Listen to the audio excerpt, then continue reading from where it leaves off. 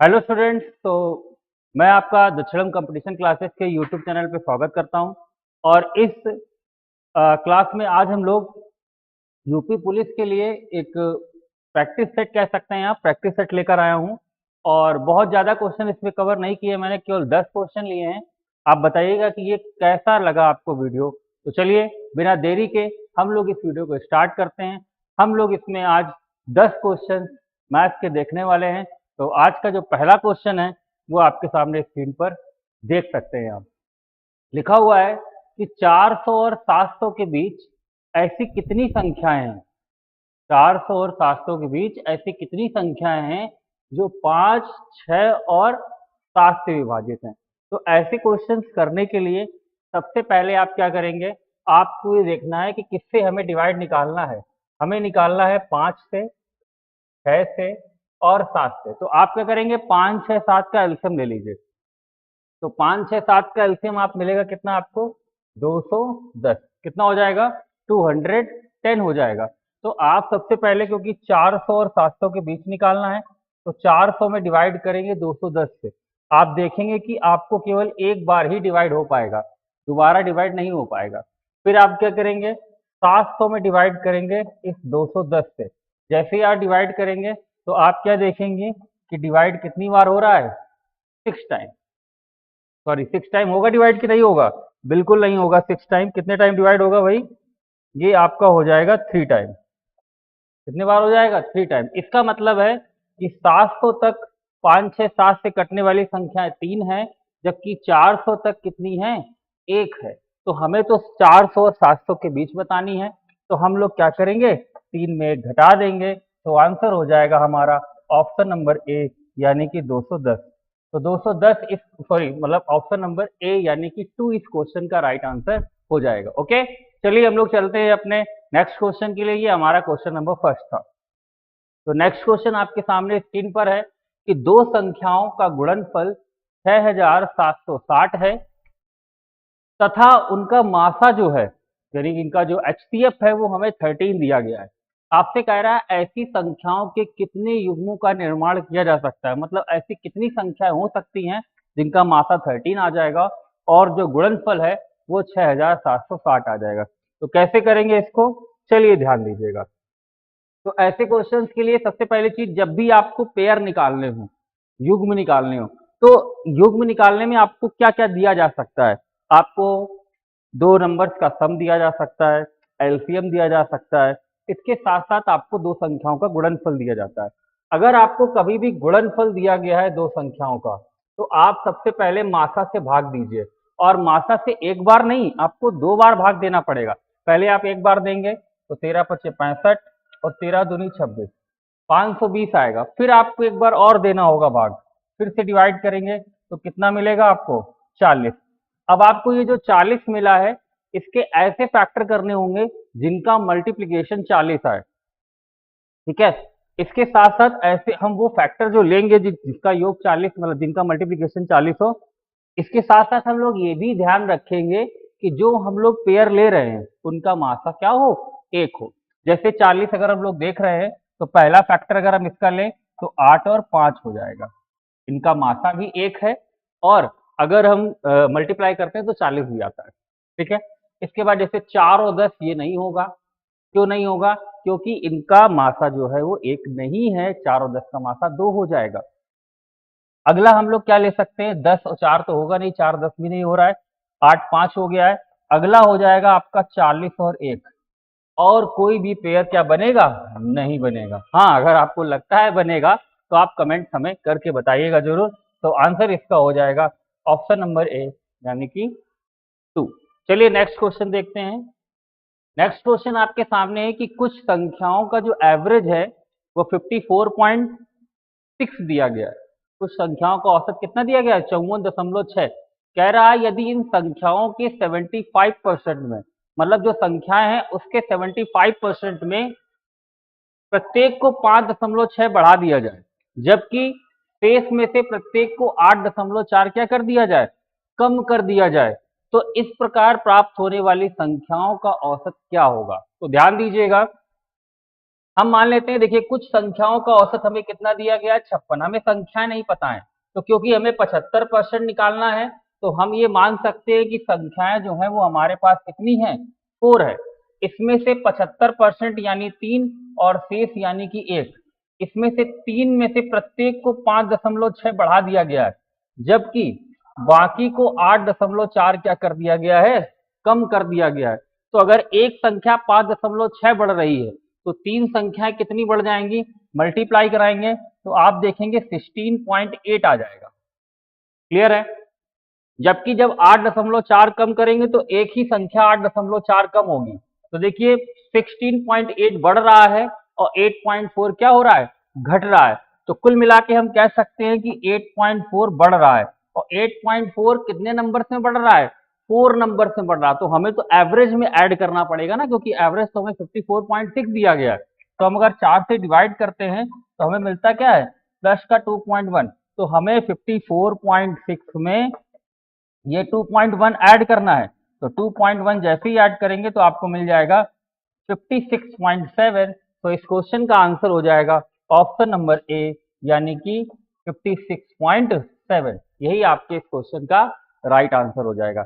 चलिए हम लोग आगे बढ़ते हैं अपने नेक्स्ट क्वेश्चन के लिए। तो ये रहा हमारा आज का क्वेश्चन नंबर 4। इसे कैसे करेंगे, कोशिश करिए भाई, एक बार प्रयास कर सकते हैं आप इसे करने का। देखिए कैसे करेंगे। कह रहा है विपिन दिनेश का वेतन का अनुपात जो है वो 5:8 है। यदि प्रत्येक के वेतन में 4800 रुपए की वृद्धि हो जाए तो नया अनुपात 7:10 हो जाता है। देखिए दो लोग हैं, कौन है, विपिन है और दिनेश है। विपिन का वेतन और दिनेश के वेतन का अनुपात हमें दिया गया है 5:8। कितना दिया गया है, 5:8 दिया गया है। अब कह रहा है प्रत्येक का वेतन 4800 बढ़ गया, तो 4800 विपिन का बढ़ गया और 4800 किसका बढ़ गया, दिनेश का बढ़ गया। तो अनुपात कितना हो गया है, 7:10। एक चीज हमेशा याद रखिए कि अगर अनुपात में कभी भी समान नंबर जोड़ा जाता है, अनुपात में कभी समान नंबर ऐड किया जाता है, तो नंबर्स का डिफरेंस जो होता है वो हमेशा सेम रहता है। जैसे 5 वाट के बीच का डिफरेंस कितने का है, 3 का, और 7 और 10 का डिफरेंस कितने का है, 3 का। ये बराबर होना चाहिए। अगर ये बराबर है तो समझ लीजिए क्वेश्चन हो गया। कैसे, आपका वेतन पहले विपिन का वेतन कितना था, 5, बाद में कितना हो गया, 7, कितना बढ़ गया, 2। जबकि हमें दिया गया है 4800, तो 2 बराबर 4800, तो 1 बराबर हमारे पास आ जाएगा 2400। तो आपको बताना है किसका वेतन, विपिन का वेतन क्या है, तो 24 पंचे 120, यानी कि 12,000 रुपए विपिन का वेतन हो जाएगा, जो कि हमें किस ऑप्शन में दिया गया है, जो हमें दिया गया है ऑप्शन नंबर ए में। तो इस क्वेश्चन का आंसर जो है वो आपका ए जो है वो करेक्ट आंसर हो जाएगा। क्लियर है, किसी को कोई डाउट नहीं होगा, ठीक है ना। तो आंसर इसका क्या हो जाएगा भाई, ऑप्शन नंबर ए। चलिए हम लोग आगे बढ़ते हैं नेक्स्ट क्वेश्चन के लिए। तो नेक्स्ट क्वेश्चन यहाँ पर आ गया कि अजय ने कोई वस्तु 30% की हानि पर 84 रुपए में बेच दी। यदि उसने इस वस्तु को 120 रुपए में बेचा होता तो उसका लाभ कितना होता। मतलब अगर ये 120 रुपए में बेचता तो इसका लाभ जो होता वो कितना होता। तो ध्यान दीजिएगा, अगर हम 30% को ले लें तो 30% को हम लोग क्या लिख सकते हैं, 30% को हम लोग लिख सकते हैं 3/10, और ये हमारा सीपी है और 3 का हमें लॉस है। इसका मतलब है हमने उसे 7 में बेचा है, तो 7 की वैल्यू 84, तो 1 की वैल्यू 12, तो सीपी हमारे पास कितना आ गया, 120। 120 हमारा वस्तु का क्रय मूल्य हो गया। मतलब 120 रुपए में हमने उसे खरीदा था, और कह क्या रहा है, यदि उसने इसी वस्तु को 120 रुपए में ही बेच दिया होता, मतलब जितने में खरीदा था हमसे उतने में ही बेचने के लिए कह रहा है। तो अगर जितने में खरीदा उतने में ही बेच देंगे तो आपको कुछ मिलेगा ही नहीं। क्या कुछ मिलेगा, बिल्कुल नहीं मिलेगा। तो आंसर क्या होगा, आंसर नंबर होगा डी, यानी कि no profit no loss. Answer number D हो जाएगा। चलिए नेक्स्ट क्वेश्चन देखते हैं। कह रहा है एक राशि साधारण ब्याज की दर से 5 वर्षों में 7500 और उसी दर से 7 वर्ष में 8500 रुपए हो जाती है, तो प्रति वर्ष ब्याज की दर ज्ञात करें। अब ध्यान दीजिएगा इस क्वेश्चन को कैसे बनाएंगे, क्योंकि साधारण ब्याज की दर से 5 वर्ष में राशि 7500 हो रही है, सिंपल सी बात है, अगर आपको 5 वर्ष बाद कोई धनराशि मिल रही है तो आपको उसमें दो चीजें मिलेंगी। पहली चीज क्या मिलेगी, आपको मूलधन मिलेगा जो आपका था, जिसके लिए आपने इसे इन्वेस्ट किया था अपनी राशि को। इसके साथ साथ आपको इसमें 5 साल का ब्याज मिलेगा। कितने साल का ब्याज मिलेगा भाई, 5 साल का ब्याज मिलेगा, और ये बराबर हो जाएगा आपका 7500 रुपए। ठीक, इसके बाद उसी दर से 7 वर्ष में, यानी कि मूलधन प्लस 7 साल का ब्याज बराबर होगा कितना, 8500 रुपए। अगर आप इनको माइनस कर दें, क्योंकि साधारण ब्याज है, सब्ट्रैक्ट कर सकते हैं, हर वर्ष बराबर हमें ब्याज मिलता है, तो 2 साल का ब्याज हमें मिल जाएगा कितना, 1000 रुपए। तो 2 साल का अगर 1000 है तो 1 साल का ब्याज कितना है हमारे पास, 500 रुपए। तो 5 साल का कितना हो जाएगा, 2500 रुपए। अगर ये 2500 हम इसमें माइनस कर दें तो मूलधन हमारे पास कितना आ जाएगा, मूलधन आ जाएगा 5000 रुपए। हमें चाहिए थी ब्याज की दर, तो ब्याज की दर देखिए क्या होगी, 1 साल का ब्याज 500 बटे मूलधन 5000 इंटू 100 कर देंगे, ये से कट जाएगा, 0 से 0, तो ब्याज की दर आ जाएगी आपकी 10%। तो ब्याज की दर कितनी हो जाएगी भाई, 10%। तो आंसर इसका ए, इसका करेक्ट आंसर हो जाएगा। चलिए हम लोग चलते हैं अपने नेक्स्ट क्वेश्चन के लिए। तो नेक्स्ट क्वेश्चन कह रहा है कि कोई ट्रेन जो है वो 48 किलोमीटर प्रति घंटे की चाल से चलती है, तो अपने गंतव्य पर 12 मिनट देरी से पहुंचती है। हालांकि अगर इसकी चाल 64 किलोमीटर प्रति घंटा होती तो वो 3 मिनट देरी से पहुंचती। ठीक है ना, मतलब देरी से फिर भी पहुंचती। तो इस यात्रा को पूरा करने में ट्रेन द्वारा लिया गया समय कितना है, मतलब इस यात्रा में जो समय लिया गया है ट्रेन द्वारा वो कितना लिया गया है। मैं आपको बता दूं, लास्ट ऑप्शन 22 लिखा हुआ है, अगर आपको ना दिख रहा हो तो। ठीक है ना, चलिए कैसे करेंगे इसे ध्यान दीजिएगा, देखिएगा। सबसे पहले तो हमें डिस्टेंस निकालनी पड़ेगी, आखिर वो कितनी डिस्टेंस ट्रेवल कर रहा है।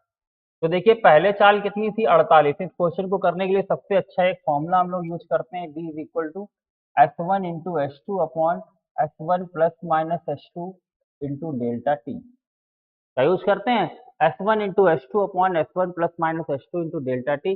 प्लस हम लोग तब यूज करते हैं अपॉन में जब हमें टोटल टाइम दिया जाए। डिफरेंस हम तब यूज करते हैं जब हमें चाल मतलब समय में अंतर दिया जाए। ठीक है ना, चलिए। तो 48 है, फिर कितना है 64, दोनों का अंतर लेंगे तो 16 आ जाएगा। अब अगर देखिए पहले भी 12 मिनट की देरी है और बाद में 3 मिनट की देरी है, तो अंतर आएगा 9 का, और ये मिनट में है और बाकी चाल घंटे में है, तो बटे 60 करना पड़ेगा। चलिए, तो 16 चौको 64 हो जाएगा, 4 से इसको काट लेंगे ये 15 आ जाएगा, और काट लेंगे ये 16 आ जाएगा, ये आ जाएगा आपका 5। तो 16 9 है 144, 144 बटा 5 किलोमीटर, ये आपकी डिस्टेंस हो जाएगी।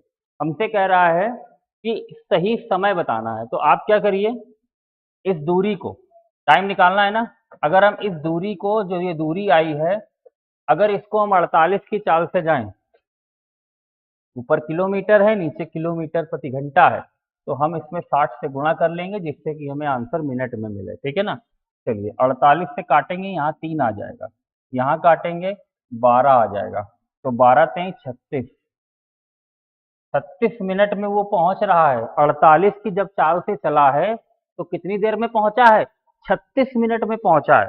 तो अगर 36 मिनट में पहुंचा है और इसके बाद भी वो 12 मिनट देरी से पहुंचा है, तो 36 मिनट पहुंचा है और 12 मिनट देरी से पहुंचा है, इसका मतलब उसे 12 मिनट पहले आना चाहिए था।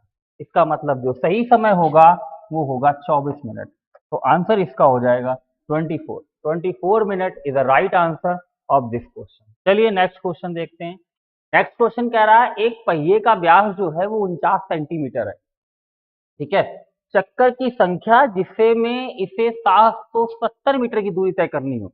मतलब अगर एक पहिया है, ध्यान दीजिएगा, मान लीजिए हमारे पास एक पहिया है, ठीक है, एक पहिया है हमारे पास, ये रहा पहिया, ठीक है ना, और अगर हम इस पहिए को,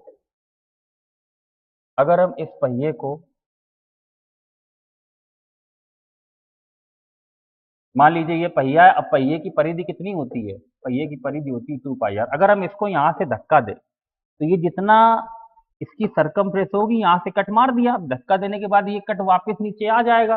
तो इसका मतलब इसका एक चक्कर कंप्लीट हो जाएगा भाई। एक चक्कर कंप्लीट कब होगा? जब यही जो निशान नीचे लगाया है मैंने, ये अपॉन में फिर से आ जाएगा, मतलब फिर से नीचे आ जाएगा, तो एक चक्कर हो जाएगा। और एक चक्कर में डिस्टेंस कितनी चली होगी? एक चक्कर में डिस्टेंस चली होगी हमने 2 पाई आर। इतनी बात आपको समझ में आ गई होगी। अब एक चक्कर में अगर हम 2 पाई आर चल रहे हैं तो हमें तो 770 चलना है, तो हम मान लेते हैं हमने n चक्कर लगाए और हर चक्कर में हमने 2 पाई आर चला। आर का मान आप यहाँ से निकाल सकते हैं, क्योंकि व्यास हमें 49 दिया है, तो त्रिज्या हमारी हो जाएगी 49/2। और एक चीज, ये सेंटीमीटर में है, दूरी मीटर में दी गई है, तो मीटर को हम लोग सेंटीमीटर में यहाँ बदल लेंगे, डबल जीरो लगा के।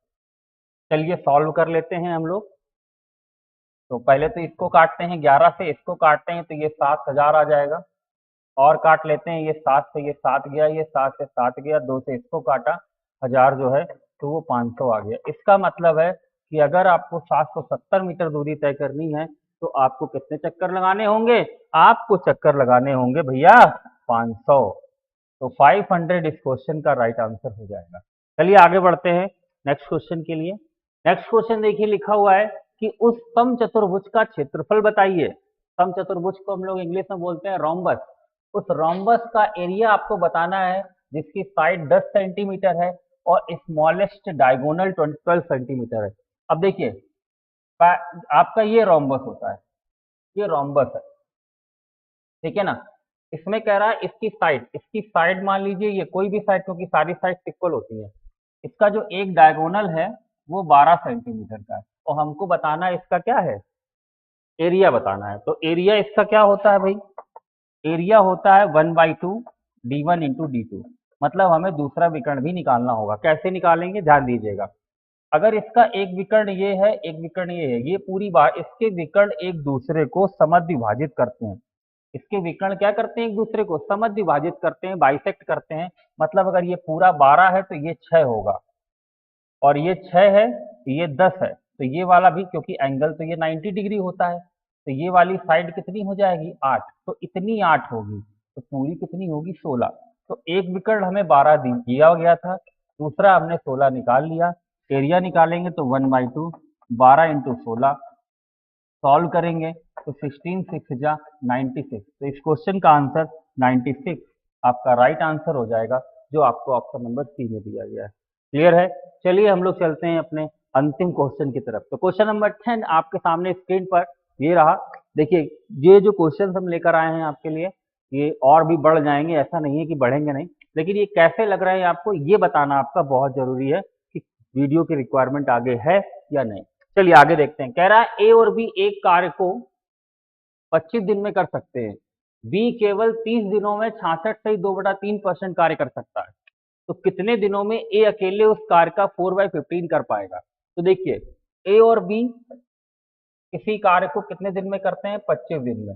अब बी 66 से 2/3 का मतलब है 2/3 कार्य, क्योंकि 66 से 2/3 का मतलब होता है फ्रैक्शन में 2/3 वर्क करता है। कितने दिन में? 30 दिन में। तो पूरा काम कितने दिन में करेगा? 45 दिन में। तो बी पूरा काम 45 दिन में करता है। इनका एलसीएम ले लीजिए, इनका एलसीएम ले लेंगे, 45 और 25। अब 25 और 45 का एलसीएम कितना आ जाएगा भाई? 225। यहाँ देखेंगे तो 5 आएगा, यहाँ कितना आ जाएगा?